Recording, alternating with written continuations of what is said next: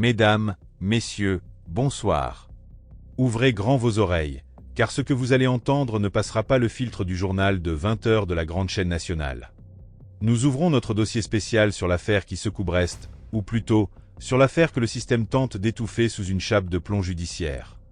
L'information brute. Charles Kermarec, ancien élu influ de la mairie de Brest, vient d'être condamné à 13 ans de réclusion. Le mensonge de la presse et de la justice. Regardez bien les gros titres.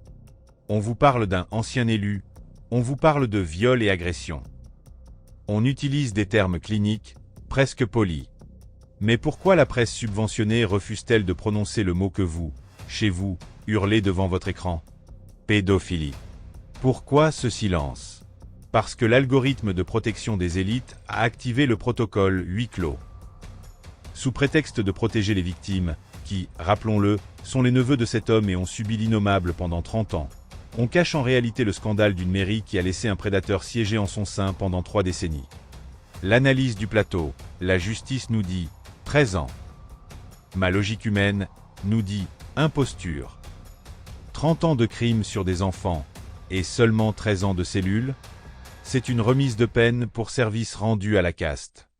En ne révélant pas l'âge exact des victimes au moment des premiers faits, la presse se rend complice. Elle transforme un crime contre l'enfance en un simple fait divers de famille. Si le peuple connaissait l'âge de ces petits garçons au moment où l'élu a posé ses mains sur eux, la mairie de Brest ne tiendrait pas debout demain matin. Le huis clos n'est pas un rempart pour les victimes, c'est un bunker pour les coupables et ceux qui ont fermé les yeux. Alors, quand vous lirez agression sexuelle dans votre journal demain, traduisez. Quand vous lirez huis clos, comprenez secret d'État. Ils pensent avoir éteint l'incendie avec 13 petites années de prison. Ils ignorent que le signal est passé. Interruption de programme. On vient de recevoir une dépêche en provenance directe de la bulle gouvernementale via Europe 1. Écoutez bien la musique, elle est bien connue. C'est l'algorithme de la séduction sociale qui se met en marche. L'info officielle. Sébastien Lecornu, le Premier ministre, nous annonce avec un sourire de sauveur que 3 millions de ménages au SMIC vont gagner plus à la fin du mois. Une augmentation de 50 € de la prime d'activité. Le décodage du mensonge. Mesdames, messieurs, ne vous laissez pas aveugler par ces 50 €. Regardez derrière le rideau de fumée. D'abord, le mot est lâché, prime d'activité. Ce n'est pas du salaire. Ce n'est pas de l'argent que vous gagnez par votre travail. C'est une aumône que l'État vous octroie sous condition. Pourquoi?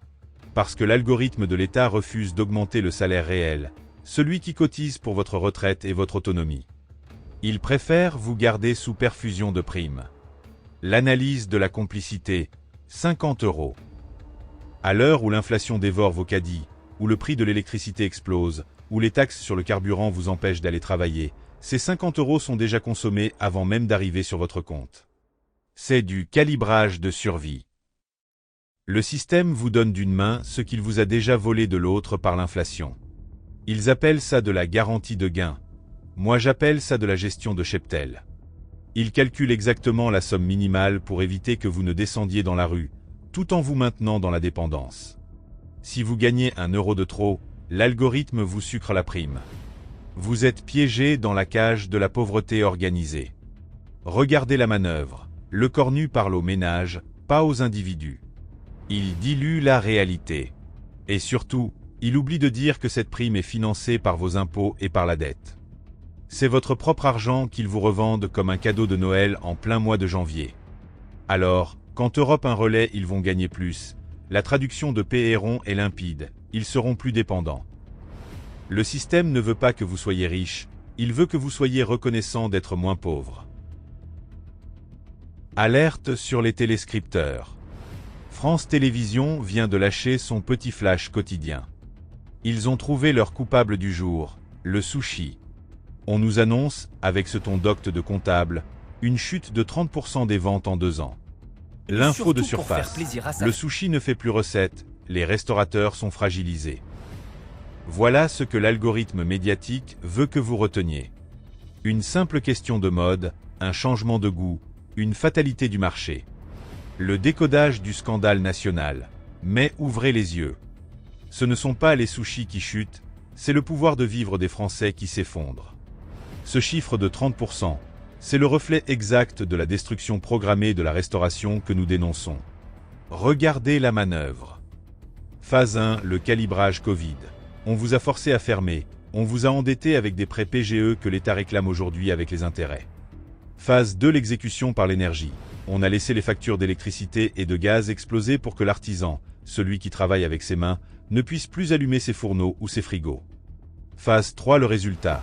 15 000 restaurants ont mis la clé sous la porte depuis 2023. Et France 2 vient vous parler de baisse des ventes de sushis? Quelle indécence! L'analyse de la complicité. Pourquoi la presse ment, elle, par omission? Parce qu'en parlant d'un produit spécifique comme le sushi, elle évite de dire que c'est toute l'assiette du français qui est sous embargo. On vous prive de la qualité, on vous prive de la sortie au restaurant, pour vous pousser vers quoi?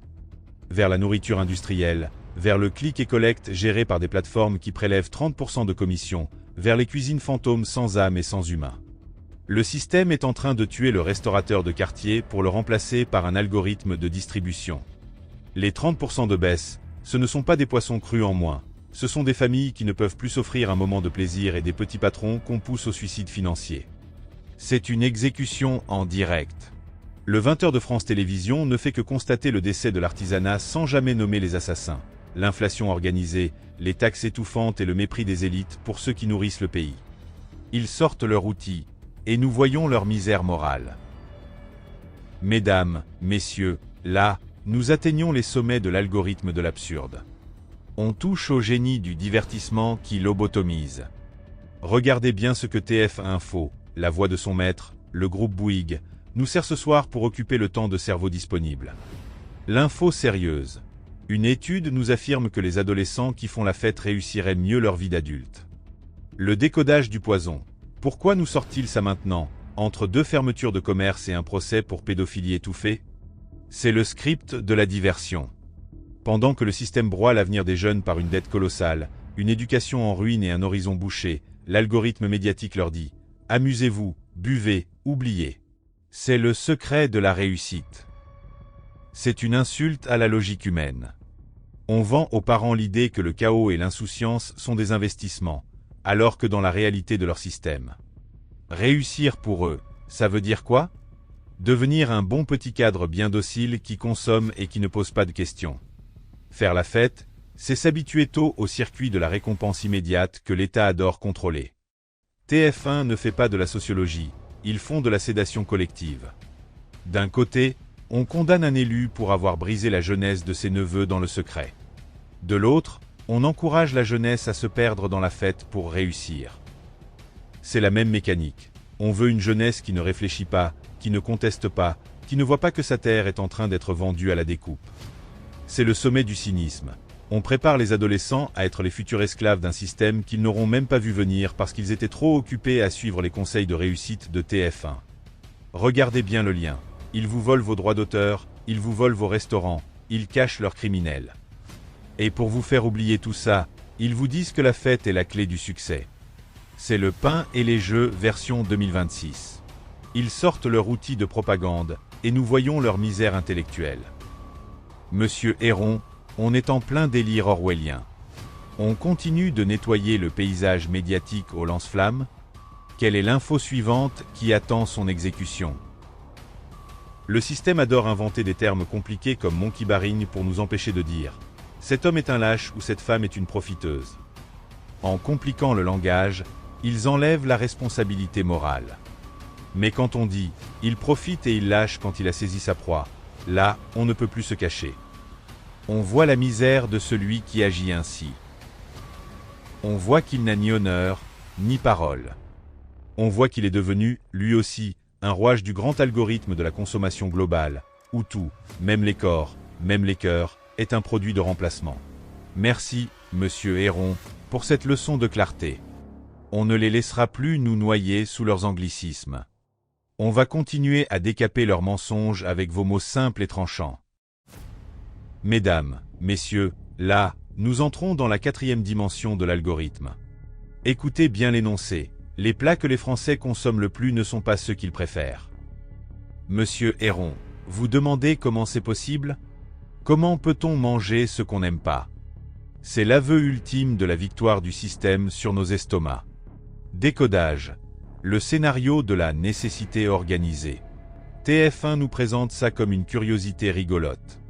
En réalité, c'est le rapport d'autopsie de notre liberté culinaire. Voici pourquoi les Français mangent ce qu'ils ne préfèrent pas.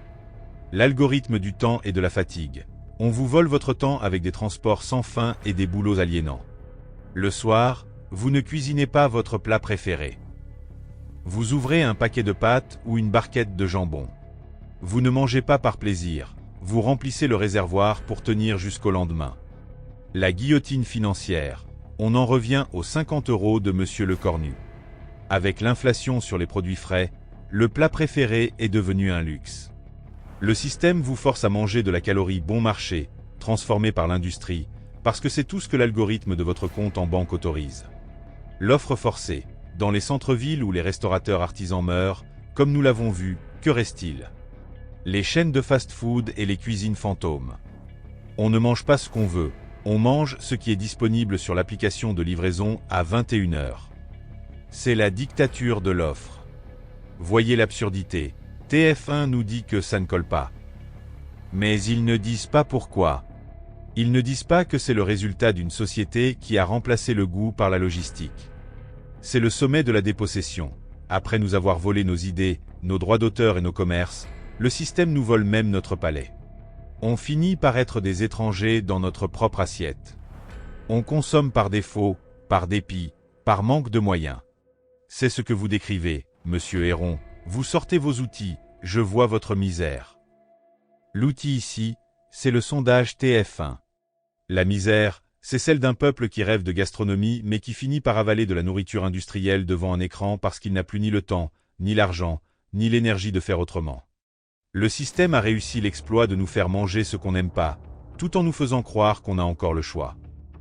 Monsieur Héron, après le singe qui ne lâche pas sa branche, voilà le cheptel qui ne choisit plus son fourrage. On continue de dynamiter leur sondage à la noix?